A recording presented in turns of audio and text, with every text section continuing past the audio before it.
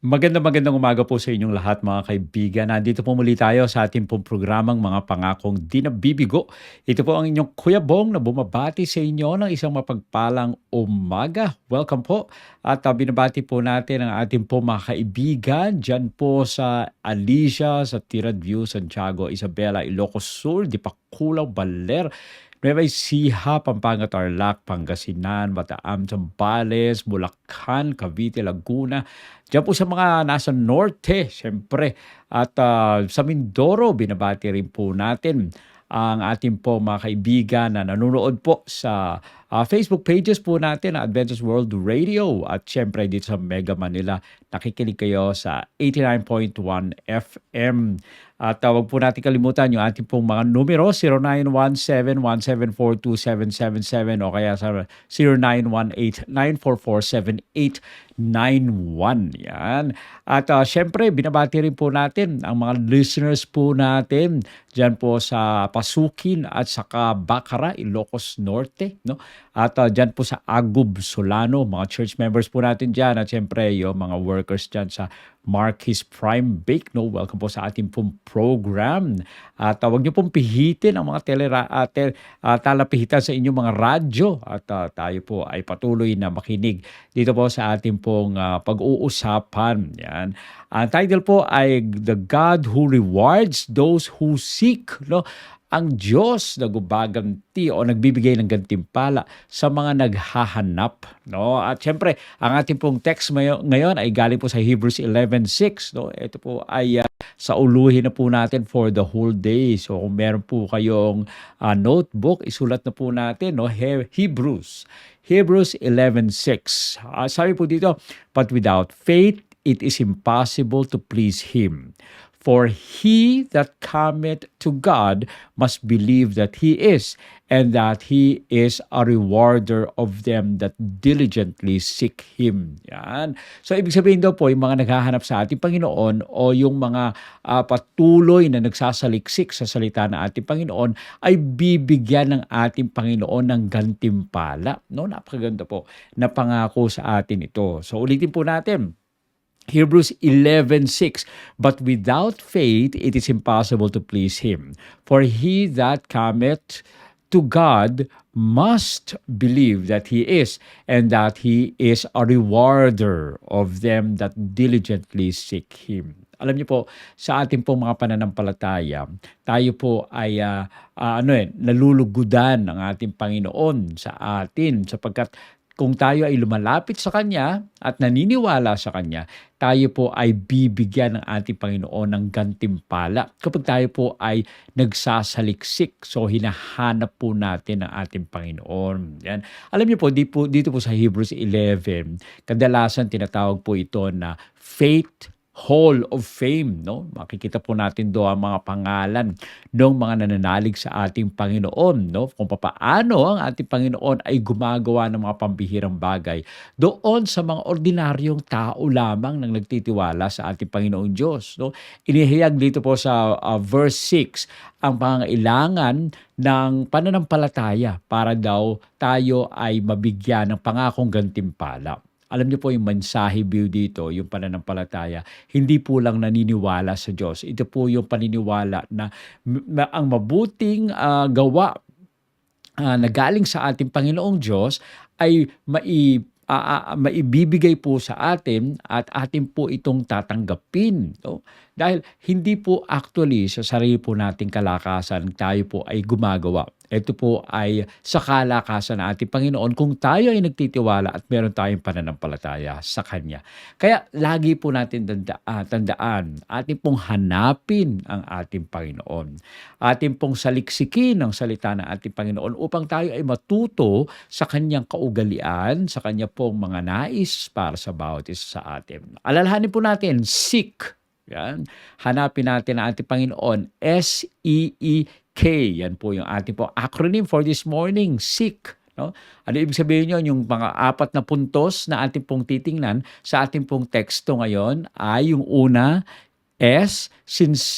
sincerity of faith. No? Kailangan po ay tapat na pananampalataya. yung bukal sa puso nating mga pananampalataya. Letter E, expectation of His reward. No? Yung pag-asa po natin sa gantimpala ng ating Panginoon. Letter E, knowledge, endurance in seeking, yung pagtitiis natin sa ating pong paghahanap. No? At yung letter K, knowledge of His faithfulness. Sa ating pong pagsaliksik po kasi, natututunan po natin at nakikilala natin ang ating Panginoon. At kapag tayo po ay nakakilala sa ating Panginoon, nakikita po natin yung katapatan ng ating Panginoon doon sa mga nangyari ng mga unang mga panahon na yung kanyang mga pangako ginawa ng ating Panginoon. Yan po ang faithfulness ng ating Panginoon. Tayo rin naman ay binibuhusan ng ating Panginoon ng pananampalataya para rin tayo ay maging tapat sa Kanya. Okay? So yan po, tandaan po natin yung ating pong may memorize na text ngayon, no? Hebrews 11:6. But without faith, it is impossible to please Him. For he that cometh to God must believe that He is, and that He is a rewarder of them that diligently seek Him. No, tayo po ay magtiwala sa ating Panginoon dahil makaka-receive po tayo ng gantimpala mula sa Kanya. So isahin po natin yung pinakaunang point, sincerity of faith. He that cometh to God must believe that He is. No? Tayo daw pong lumalapit sa ating Panginoon, kailangan maniniwala tayo sa Kanya na siya po ay tapat din. Alam niyo po, ang pananampalataya po ay nagsisimula sa isang taus-pusong pananalig na meron tayong Diyos na totoo, Diyos na personal at patuloy sa kasalukuyan siya ang ating pong Diyos. Hindi po ito bulag na yung pagsunod.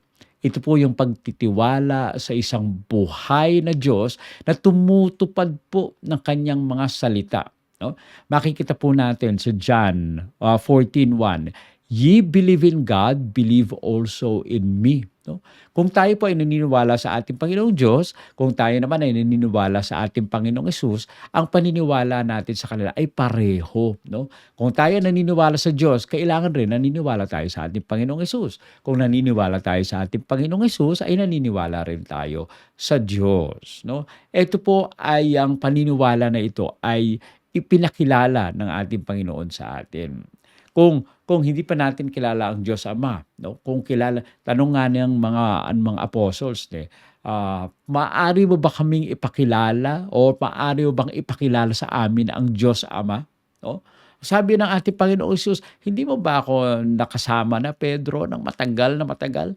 Bakit sinasabi mong ipakilala mo ang Ama? If you have seen me, sabi ng ating Panginoong Hesus kay Pedro, you have seen the Father. No? At ayun din po, kung nababasa natin sa banal na kasulatan ng New Testament, we have already known the Father because Jesus Christ have shown the Father to us. Sabi po sa Psalm 46:10, "Be still and know that I am God." No, tumahimik daw po tayo at kilalanin po natin na ang ating Panginoong Diyos, siya ang Diyos.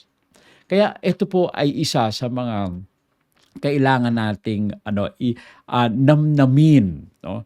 At isa puso ng ating Panginoong Diyos. Siya po ay nagpapakilala sa atin at siya po ay sincere, no? Sincere po sa kanyang sa kanyang tiwala. Siya po ay sa pangako niya, siya po ay ginagawa niya yung kanyang mga pangako. Kaya tayo rin naman ay magtiwala sa ating Panginoon. Sabi po sa Education, page 253, "Faith is trusting God, believing that He loves us and knows what is best for us." No? Ang pananampalataya daw po ay yung pagtitiwala sa ating Panginoong Diyos. Yung paniniwala na mahal niya tayo, no? At alam niya ang pinakamabuti para sa atin. Alam niyo po, simulan po natin ang bawat panalangin po natin, ang mga desisyon natin, yung pang-araw-araw po natin na paglapit sa ating Panginoong Diyos. Alam niyo po yung nakikita po natin na nangyayari, no, sa paligid, minsan nagbubuhos sa atin ng pagdududa, no, sa ating Panginoong Diyos. Alam niyo po yung mga pagdududa naglalayo po sa atin, sa ating presensya ng ating Panginoon, no. Minsan tayo po ay tumatalikod sa Kanya. Kailangan po no, sa ating pong buhay, lumapit tayo na may pananampalataya sa ating Panginoon at magtiwala tayo doon sa mga salita ng ating Panginoon. Because if He is faithful, we also should be faithful. Kailangan din ay magtiwala tayo sa ating Panginoon. Ang sunod po na puntos, yung binabanggit po dito, and that He is a rewarder. No? Yung letter E, expectation of His reward, no, gantimpala, no, na ating pong inaasahan sa ating Panginoong Diyos. Alam niyo po, nalulugod ang ating Panginoong Diyos sa mga pagpapala doon sa mga taong nagtitiwala sa Kanya. Yung kanyang mga dimpala ay hindi lamang po material, no? Kabilang po dito yung kapayapaan, kagalakan, lakas, no? Lalo na yung buhay na walang hanggan. Yan po yung minimithi po natin na sa pagbabalik ng ating Panginoon ay matatanggap po natin. Kaya nga sabi po sa Matthew 6:33, no? Alam natin yan, seek ye first the kingdom of God and His righteousness, and all these things shall be added unto you. Ito po yung pangako. Hanapin daw po muna natin ang kaharian ng ating Panginoong Diyos. Ang lahat ng mga bagay ay idaragdag sa atin. Ito po ay napakagandang pangako. Kaya wag po nating kaligtaan na tayo po ay lumapit sa ating Panginoon dahil siya ang nagbibigay ng gantimpala sa bawat isa. Sabi pa sa Psalm 19:11, in keeping of them, there is great reward. No? Talaga po sa pag-iingat na sa atin na ating Panginoong Diyos, merong malaking gantimpala na ibinibigay po sa bawat isa sa atin. Alam niyo po yung pananampalataya, ito po yung umaasa po tayo sa ating Panginoong Diyos na siya po ay magiging tapat. No? Yan po yung pananampalataya. Pero kung titingnan po natin at babalikan po natin lahat ng mga nagawa sa atin ng ating Panginoon sa nakaraan, magdududa pa ba tayo sa Kanya? Kung lahat ng mga ginawa niya sa atin, alam niyo po, may mga time na sa panahon mismo ay hindi natin alam na ganun pala ang mangyayari, no? Minsan naiinis tayo na parang hindi sumasagot ang ating Panginoon. Pero at the hindsight, kapag tayo po ay lumingon na doon sa mga nakaraan na naranasan po natin, ay masasabi po nating tama ang ating Panginoon. No? Meron po siyang plano sa bawat isa sa atin na mas higit pa pala yung kanyang plan, no? Para sa bawat isa kaysa dun sa iniisip natin na makakaganda sa ating pong buhay. No? Kaya nga ang sabi ni Ellen White sa Ministry of Healing, prayer and faith will do what no power on earth can accomplish. No? Kung meron po tayong mga plans na iniisip natin, ito yung pinakamabuti. O hindi pala yun ang pinakamabuti. Ang pinakamabuti pala ay manalangin tayo at manampalataya sa ating Panginoon upang anuman ang mangyayari sa buhay natin ay mangyayari sa ikalulugod hindi lang ng pangalan ng ating Panginoon kundi sa ikagiginhawa at ikagaganda ng ating pong buhay. No, yan po ang napakaimportante. Ang buhay po na meron pong pag-asa ay ang ating pong minimiti, hindi yung nag-aatubili po tayo. No? Kapag tayo po daw ay kumilos na may pananampalataya, asahan po natin ang kabutihan ng Diyos. Hindi lang karapat-dapat para sa bawat isa sa atin, kundi ito ay ipinangako niya sa bawat isa. Kapag tayo ay nananampalataya, nananalangin at nagtitiwala sa ating Panginoong Diyos. Okay? At ang pangatlo po na dito po sa ating puntos, endurance in seeking. Sabi po doon sa text, if of them that diligently seek Him. No? Sa kanila na masikap na naghahanap para sa ating Panginoong Diyos. Alam niyo po, pag tayo po ay nanatili na tunay na nananampalataya sa ating Panginoong Diyos, hindi po tayo sumusuko anuman ang mga mangyari. Maantala man yung sagot po sa atin o kaya parang hindi nangyari, iniisip po natin ang napaka-importante. tayo po ay magtiwala at tayo po ay hanapin lagi natin ang sagot ng ating Panginoong Diyos. Alam niyo po yung kasipagan ay nangangahulugang patuloy tayo na ano daw, pagtugis. No? Ano ibig sabihin pagtugis? Paghanap, hindi lang yung basta hanap. Pag sinabing tugis, talagang sinusundan, no? Hindi lang po paminsan-minsan na interest, kundi ito yung palagian. Pag sinabing pagtugis, hindi po tumitigil, no? Sino ba ang tumutugis na nagpapahinga, no? Pag sinabing tinutugis ako ng ano, talagang hindi po yan humihinto. Kaya yan po ang nais sa atin ng ating Panginoon, na tayo po ay lubos, no? Consistent sa ating pong paghahanap sa ating Panginoon. Ang sabi po sa Jeremiah 29:13, "Ye shall seek me and find me when you search me with all your heart." No? Oh, sabi napakaganda binabanggit po dito. Kapag hinanap daw po natin ang ating Panginoon, ay masusumpungan po natin. Kapag tayo ay humanap sa Kanya ng buong puso natin. Alam niyo po, pag sinabi buong puso, ibig sabihin walang kahati, no? Hindi yung gagawa tayo mabuti, tapos mamaya-maya ay iisipin natin, baka naman hindi ako hinahanap o tinitingnan ng ating Panginoon, no? Hindi po, dapat hindi tayo nagdadalawang isip, kundi yung paghahanap natin sa Kanya ay palagi, when you seek me with all your heart, no? Buong-buong paghanap sa ating Panginoon. Alam niyo, ayaw ng ating Panginoon na meron siyang kahati, no? Tayo rin naman, pag kayo ay nagmahal, gusto niyo po ba na yung asawa ninyo meron iba, no? Nagagalit po tayo, di ba? Kapagka ngayon ay kasama mo yung asawa mo, tapos mamaya yung asawa mo meron na namang nilalapitan na iba, hindi po natin gusto yan. Tayo rin, kung gusto natin na tayo lang ang nasa puso ng asawa natin, ganun din ang ating Panginoon. Gusto niya, tayo lang rin, no? Siya lang rin ang nasa puso natin if we search Him with all our hearts. Sabi po sa Luke 18:7-8, ito po yung parable, no, doon sa persistent widow, no. Alam niyo po, kung titingnan natin doon sa parable na ito, ay talagang persistent, no, yung pagpupursigi ng paghahanap, no. Alam niyo po, tayo ay minsan pagka hindi na natin nakita, parang pinapabayaan na lang po natin. Meron kasi mga pagkakataon pa, mga kapatid. Bakit kaya kapag hinahanap natin, hindi natin makita? Pero pag hindi naman natin hinahanap, yan naman ay nakikita na natin, no? Kung hindi na natin kailangan, nakikita natin. Hindi naman po ganito dapat ang sa Panginoon. Sige, wag na natin hanapin ang Panginoon, makikita natin siya. Hindi po, siya po ay mismo ang nagsabi. Kapag hinanap po natin siya, makikita po natin siya. Kailangan natin siyang hanapin ng buong puso, no? Ang sabi ni Ellen White doon sa kanyang book na Prayer, "The greatest victories are not gained by talent or education, but by perseverance of faith." No?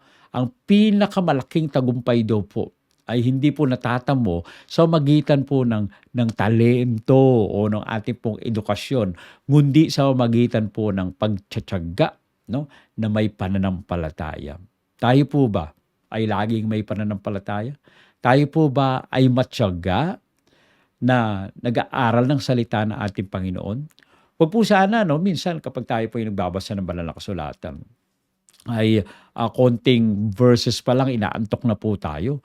Pero pagka nanonood ng movie, kahit 3 hours yung movie, walang puknat, no? Yung ating pong mga mata ay nakatutok doon sa ating pong mga telebisyon. Pero wala pang 5 minutes nagbabasa ng banal na kasulatan, ay parang ayaw na. At ginagawa pa nating pampatulog, no, yung ating pong mga pagbabasa. Wag po sanang ganyan, no? Hanapin po natin diligently ang ating Panginoon. Magsikap po tayo na basahin ang banal na kasulatan. At doon, masusumpungan natin ang ating Panginoon. Alam niyo po, patuloy po tayong manalangin, no? Kahit pa parang tila tahimik ang langit na hindi tayo pinapakinggan, no? Pinupuno ng panahon ng Diyos ang iyong pananampalataya. Alam niyo po, habang tumatagal ay lumalago yung ating pong pananampalataya. Yung pagkaantala doon sa ating pong mga hinihingi, hindi ibig sabihin na tumatanggi ang ating Panginoon. No? Tayo po ay sinasagot ng ating Panginoon ayon sa kanyang panahon. No? At alam ko na mas mabuti ang pagsagot ng ating Panginoon. Ang timing ng ating Panginoon is the perfect timing. No? Maaring sa atin advance o maaring late.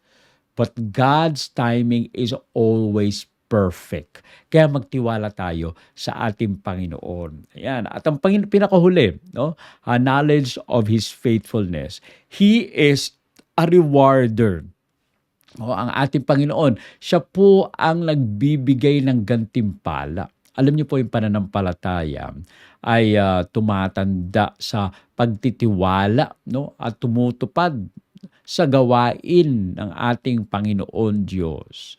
Habang mas lumalalim po ang ating pong pananalig at pagbabasa ng salita ng ating Panginoon, ay nakikita po natin yung paraan ng ating Panginoon.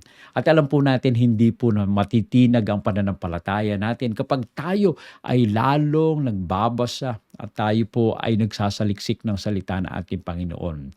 At ito yung pangako niya, He is the rewarder. No? Mas nalalaman po natin ang salita ng ating Panginoon, no? Kapag tayo po ay nananatili, no, sa Kanya. At alam po natin na kapag ang ating Panginoon ay nangako, ito po ay hindi napapako. Ito po ay nangyayari. Sa 2 Timothy 2:13, if we believe not, yet He abided faithfully. Minsan po, tayo po ay hindi nagtitiwala at hindi naniniwala. Pero nananatiling tapat ang ating Panginoon. Ang ating Panginoon, hindi nawawala ang kanyang katapatan sa atin.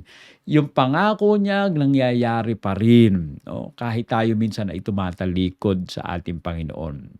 Hindi lang nangyayari yung mga bagay-bagay sapagkat kapag ikaw ay tumalikod sa ating Panginoon, ibig sabihin, ayaw mo yung pagpapala. No? Sabi sa Numbers 23:19, God is not man that He should lie. No? Tayo pa, maaari tayong magsinungaling. Pero ang ating Panginoon, hindi po siya nagsisinungaling. Tapat po siya sa kanya pong sinabi. No? Tayo po ay pagpapalain ng ating Panginoon. Ang sabi po doon, pagpapalain yung mga naniniwala at nagtitiwala sa Kanya. Pero kung hindi po tayo nagtitiwala, no, hindi po tayo. Hindi po natin matatanggap yung pagpapala niya. Kung ang ating Panginoon ililagay niya yung pagpapala na yun, o ikaw nandito ka dahil ikaw nagtatapat sa akin, malapit sa ating Panginoon. Pero kung tayo yung lumayo, kung nandito lang yung pagpapala, hindi po natin matatanggap yung pagpapala kung tayo po ay malayo sa ating Panginoon. Kaya ngayon pananampalataya, nakasalalay po ito ay sa katangian ng ating Panginoong Diyos. Hindi sa mga kalagayan ng buhay po natin. Ibig sabihin, ang ating Panginoon nangako, siya ay tapat sa kanyang pangako at gagawin niya yung kanyang pangako dahil siya mismo ang nagsalita. No? Ang sabi ni Ellen White sa Desire of Ages, page 224, God never leads His children otherwise than they would choose to be led if they could see the end from the beginning. Tayo po hindi natin nakikita yung hinaharap. Pero ang ating Panginoon, alam niya kung ano yung mangyayari sa hinaharap. Ibig sabihin, ganito lang po yan. Halimbawa, kayo ay naglalakad sa damuhan. At yung damuhan ay medyo mataas, no?